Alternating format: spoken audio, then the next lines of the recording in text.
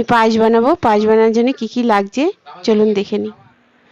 চাল, চিনি, দুধ, কিশমিশ, এলাচ, ঘি, কাজু বাদাম, গুঁড়ো দুধ।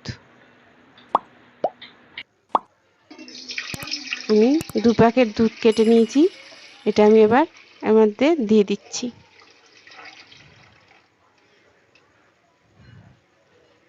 দুধটা আমি আগে কেটে রেখে দিয়েছিলাম।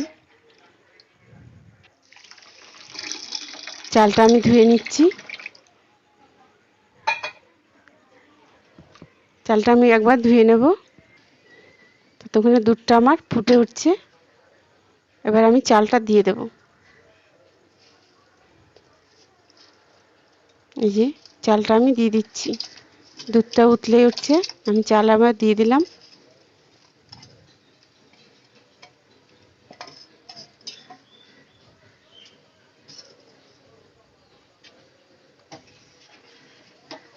চালটা দিয়ে একটু নাড়া দিতে হবে, নাহলে নিচে লেগে যাবে।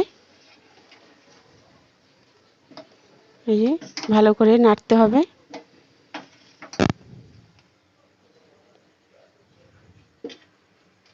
আমি এর মধ্যে 4টে এলাচ দিয়ে দেব। এলাচটা আমি ভালো করে ফাটিয়ে নেব, দানাগুলো বের করে নেব। যেমন ফাটানো হয়ে গেছে, আমি এবার দিয়ে দিলাম।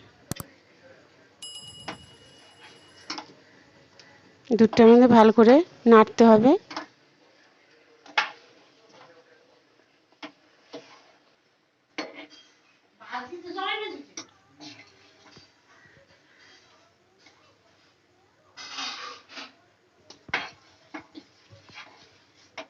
এই উতলে পড়ে যাচ্ছে, ওই জন্য বারবার নাড়তে হবে।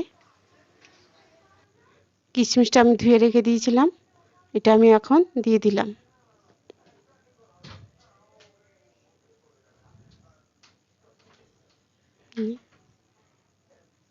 আমি এখন কাজু বাদামটাও দিয়ে দেবো এর মধ্যে।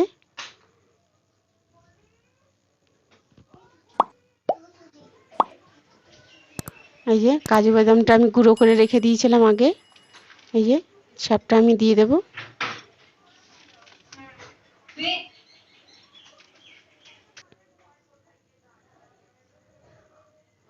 কাজু বাদামটা গুঁড়ো করে দিলে ভালো হয়, তাই আমি এবার 2 কাপের মতন জলটা আমি গরম করে নেব, উষ্ণ গরম করে নেব। গুঁড়ো দুধটা গুলিয়ে নেব। এই যে দুধটা আমি গুলিয়ে নিলাম।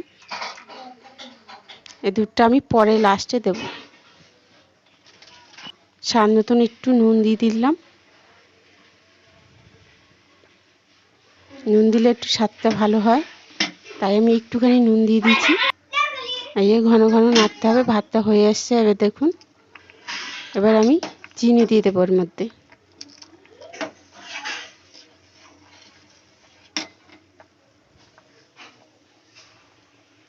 এই যে 500 চিনি আছে এখানে, আমি সবটা দেব না, হাফের বেশি দিয়ে দিলাম। চিনি কম দিলাম, নাহলে মিষ্টিটা বেশি হয়ে যাবে, ভালো লাগবে না। চিনিটা দিয়ে ভালো করে নাড়তে হবে।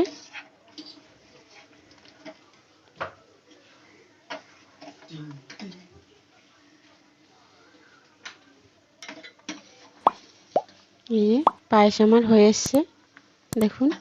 এখন আমি গুলেই রেখেছি ওই দুধটা আমি দিয়ে দেবো।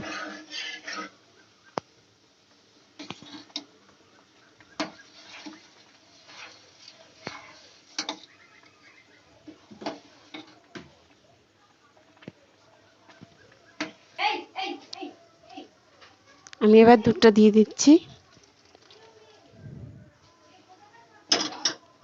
পায়েসটা নামানোর আগে আগে দুধটা দিতে হবে, গুঁড়ো দুধটা গুলিয়ে রেখেছিলাম, এটা আমি এখন দিয়ে দিলাম। দেখুন হয়ে এসছে আমার পায়েস।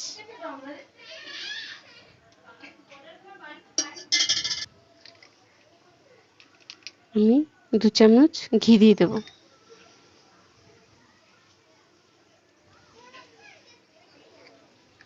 ঘিটা দিয়ে নাড়িয়ে একটু ঢাকা দিয়ে দিতে হবে। আমি এখন আর গ্যাসটা বন্ধ করে দিয়েছি। আমি এখন ঢাকা দিয়ে দেবো এটা গুলিয়ে। এই যে দেখুন, এভাবে করে একটু ঢাকা দিয়ে দিতে হবে, পায়েসের সেন্টটা ভালো আসবে, খেতেও ভালো লাগবে।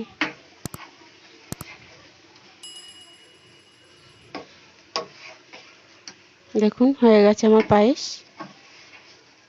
ভালো লাগলে লাইক শেয়ার করে দেবেন, সাবস্ক্রাইব করে দেবেন, কমেন্ট করে জানাবেন। দেখুন আমার পায়েস।